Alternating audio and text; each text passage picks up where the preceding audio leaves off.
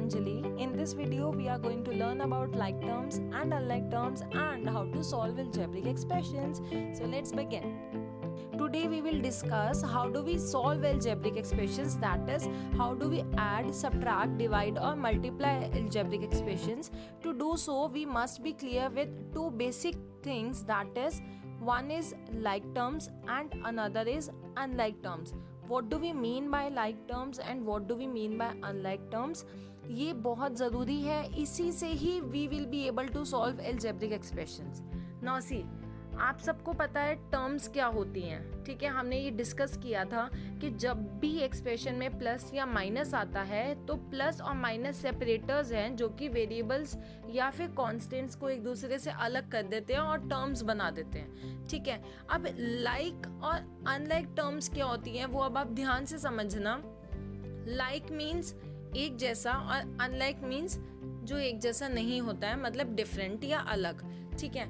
Like terms ऐसी terms होती हैं जो एक दूसरे से बिल्कुल सेम रहती हैं, जिनके वेरिएबल्स बिल्कुल सेम रहते हैं, जिनके वेरिएबल्स की पावर बिल्कुल सेम रहती है. कॉन्स्टेंट्स डिफरेंट हो सकते हैं. कॉन्स्टेंट्स मीन्स कोफिशिएंट्स, जो काउंटिंग नंबर्स होते हैं वो डिफरेंट हो सकते हैं, लेकिन उनके साथ जो भी वेरिएबल है वो सेम होना चाहिए और उन वेरिएबल्स की जो पावर्स है वो सेम होनी चाहिए, ठीक है. सी for example 4xy and 7xy, इसमें वेरिएबल्स क्या हैं दोनों में? 4xy में x एंड y और 7xy में भी x एंड y, दोनों के वेरिएबल्स बिल्कुल सेम हो गए, x एंड y. तो सेकंड, जब वेरिएबल सेम होते हैं, सेकंड चीज हम किस पर आते हैं? उनकी पावर्स पे.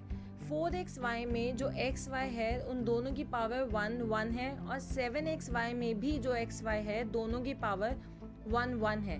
दैट मीन्स वेरिएबल्स तो सेम है ही और साथ में उनकी पावर्स भी सेम है. तो ये दोनों क्या हो जाएंगी? Like terms. देखिए कांस्टेंट टर्म्स दोनों में, कांस्टेंट नंबर्स दोनों में अलग हैं, उसमें 4 है और उसमें 7 है, लेकिन हमें कांस्टेंट नंबर से फ़र्क नहीं पड़ता. आई रिपीट दिस अगेन, हमें कांस्टेंट नंबर से फ़र्क नहीं पड़ता, इसलिए ये दोनों क्या हो जाएंगी? लाइक टर्म्स हो जाएंगी. Coming to next example, that is 5z square y and 11z square y. Again constant से हमें फ़र्क नहीं पड़ता. वेरिएबल्स पर आओ. पहली टर्म में 5z स्क्वायर y में दो वेरिएबल हैं, that is z and y. 11z square y में भी दो वेरिएबल हैं, that is z and y. दोनों में अगेन हमारे वेरिएबल सेम है. अगर वेरिएबल सेम है तो we'll move on to their powers. अब फर्स्ट 5z स्क्वायर y में z की पावर है 2, 11z स्क्वायर y में भी z की पावर है 2, 5z स्क्वायर y में y की पावर है 1 एंड 11z स्क्वायर y में भी y की पावर है 1. दैट मीन्स वेरिएबल्स तो सेम है ही और साथ में उन दोनों की पावर भी सेम है, तो ये दोनों भी क्या हो जाएंगे? आपकी लाइक टर्म्स. अब अनलाइक टर्म्स पर आओ. फर्स्ट एग्जाम्पल है 4xy एंड 7zy, ठीक है. कांस्टेंट को हमें नहीं देखना है, वेरिएबल्स को देखते हैं. 4xy में वेरिएबल है x और y, 7zy में वेरिएबल्स हैं z एंड y. तो x 4 में तो है लेकिन 7xy में 7zy में x नहीं है, तो यही से ही हमारे ये दोनों टर्म्स बिल्कुल अलग हो जाती हैं, तो ये लाइक टर्म्स नहीं है, हमें आगे देखने की ज़रूरत ही नहीं है. सेकेंड एग्जाम्पल पर देखो 5z square y plus 11zy square. अब आप इसमें देखो वेरिएबल्स तो हमारे दोनों सेम है, zy इसमें है और zy ही उसमें है, लेकिन अगर वेरिएबल सेम है, सेकंड स्टेप हमारा क्या होगा? वेरिएबल्स की पावर्स को देखना. अब 5z स्क्वायर y में z की पावर है 2 और 11zy स्क्वायर में z की पावर है 1 और 5z स्क्वायर y में y की पावर है 1, लेकिन 11zy स्क्वायर में y की पावर है 2. दैट मीन्स वेरिएबल्स तो सेम है लेकिन उनकी पावर्स सेम नहीं है, तो ये लाइक टर्म्स होंगी? एग्जैक्टली ये लाइक टर्म्स नहीं होंगी, ठीक है. आई होप आपको लाइक टर्म्स और अनलाइक टर्म्स में डिफरेंस समझ आ गया होगा. आप अपने दोनों हैंड्स को देखोगे तो वो लाइक हैं, बिल्कुल एक दूसरे के जैसे हैं, लेकिन अगर आप अपना हाथ अपनी किसी फ्रेंड के हाथ से देखोगे तो आपको दोनों हाथ अलग अलग लगेंगे, तो वो अनलाइक हैं. ठीक है। लाइक मीन्स वेरिएबल भी एग्जैक्टली सेम होने चाहिए और उनकी पावर्स भी एग्जैक्टली सेम होनी चाहिए। अगर किसी में 5 वेरिएबल्स हैं और 5 में से अगर एक वेरिएबल भी आपका डिफरेंट हो जाता है तो भी वो अनलाइक टर्म बन जाएगा। ठीक है। Now coming to adding and subtracting algebraic expressions. अब हम एल्जेब्रिक एक्सप्रेशंस को ऐड कैसे करेंगे या फिर सब्ट्रैक्ट कैसे करेंगे। अब देखिए, मैंने आपको वीडियो की स्टार्टिंग में बताया था कि एल्जेब्रिक एक्सप्रेशंस को ऐड सब्ट्रैक्ट करने के लिए हमें बेसिक चीज़ें पता होनी चाहिए दो, और वो क्या थी, लाइक टर्म्स और अनलाइक टर्म्स। वो क्यों पता होनी चाहिए? क्योंकि एल्जेब्रिक एक्सप्रेशन को प्लस करने के लिए या माइनस करने के लिए हम सिर्फ और सिर्फ लाइक टर्म्स को कंसीडर करते हैं। हम अनलाइक टर्म्स को ऐड या सब्ट्रैक्ट नहीं कर सकते। फॉर एग्जाम्पल, आपके पास 10 चॉकलेट्स हैं एंड 5 टॉफ़ीज़ हैं। अगर मैं आपसे पूछूं मुझे ऐड करके बताओ कितनी चॉकलेट्स हैं, तो आप मुझे आंसर दे सकते हो? नहीं दे सकते हो, क्योंकि एक चीज़ डिफरेंट है और दूसरी चीज़ डिफरेंट है। दोनों ही चीज़ें डिफरेंट है तो आप मुझे ऐड करके नहीं बता सकते। बट अगर मैं बोलूँ आपके पास 10 चॉकलेट्स हैं एंड 5 दूसरी पॉकेट में चॉकलेट्स हैं, तो आप दोनों चॉकलेट्स को ऐड कर सकते हो 10 + 5। ठीक है। तो दो चीज़ों को ऐड करने के लिए या माइनस करने के लिए उन दोनों चीज़ों का सेम होना ज़रूरी है। ठीक है। Let's move on two examples. First example है आपका ऐड 5xy + 7yz। सबसे पहले हम देखेंगे कि ये लाइक टर्म्स हैं या नहीं हैं। 5xy एंड 7yz में वेरिएबल्स हैं। 5xy में xy और 7yz में yz। तो हमारे वेरिएबल्स अलग हो गए। y तो दोनों में है, लेकिन x जो है वो सिर्फ 5xy में है और जो z है वो सिर्फ 7yz में है।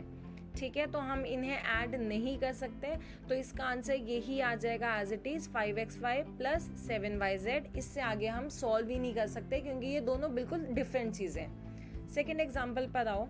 Add 15ab and 9ba। अच्छा, एक छोटा सा टॉपिक समझो। अगर मैं लिखूं ab या फिर मैं लिखूं ba, तो क्या ये लाइक टर्म्स होंगी या अनलाइक टर्म्स होंगी? ये दोनों लाइक टर्म्स होंगी। अगर मैं आपसे पूछूं 2 × 4 = 8 एंड 4 × 2 = also 8, तो चाहे आप 2 × 4 लिखो या 4 × 2 लिखो, आपको आंसर सेम ही मिलेगा। तो चाहे आप xy लिखो चाहे yx लिखो, दोनों का एक ही मतलब है। सिमिलरली चाहे आप ab लिखो या ba लिखो, दोनों का एक ही मतलब है, क्योंकि ये आपस में मल्टीप्लाई होते हैं। तो चाहे आप ab लिखो चाहे ba लिखो, इन शॉर्ट हम दोनों को मल्टीप्लाई कर रहे हैं। ठीक है। तो अब हमें ऐड करना है 15ab + 9ba को। अब आप 9ba को 9ab भी लिख सकते हो या फिर 15ab को 15ba भी लिख सकते हो। तो हमने क्या किया, पहले तो हम इन्हें ऐड की टर्म्स में लिख देंगे 15ab + 9ba। ठीक है। अब इन दोनों के जो आगे वाले नंबर्स हैं हम उन्हें ऐड करते हैं। 15 + 9 कितना होता है 24, और साथ में हम लिख देंगे ab। अगेन 24ab लिखो या फिर 24ba लिखो, दोनों आपके आंसर्स करेक्ट है। ठीक है। थर्ड पर आओ। Subtract 7xy² from 27xy²z। पहले तो देखते हैं लाइक टर्म्स हैं या नहीं, वेरिएबल्स को देखते हैं।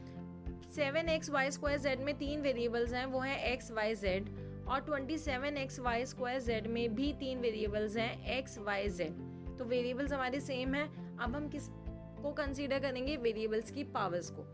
पहली टर्म में x की पावर है 1, सेकेंड टर्म में x की पावर भी है 1, पहली टर्म में y की पावर है 2, सेकेंड टर्म में भी y की पावर है 2, फर्स्ट टर्म में z की पावर है 1 और सेकेंड टर्म में भी z की पावर है 1। दैट मीन्स वेरिएबल्स तो सेम है ही है, साथ में उनकी पावर्स भी सेम है, तो ये लाइक टर्म्स हो जाएंगी। तो इन्हें हम ऐड कर सकते हैं, सब्ट्रैक्ट कर सकते हैं। अब इन्होंने हमें बोला है सब्ट्रैक्ट 7xy² फ्रॉम 27xy²z।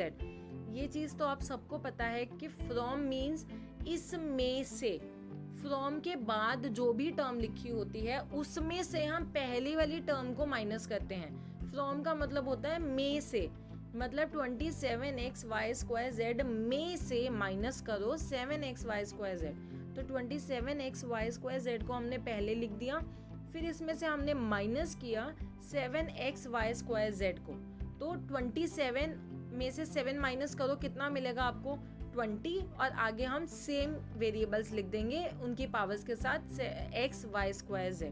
तो आपका फाइनल आंसर कितना हो गया 20x y square z। I hope आपको समझ आ गया होगा। So that is all for today, and don't forget to like, share and subscribe our channel, and also follow us on Instagram with the same name, Untangle with Anjali. Thank you.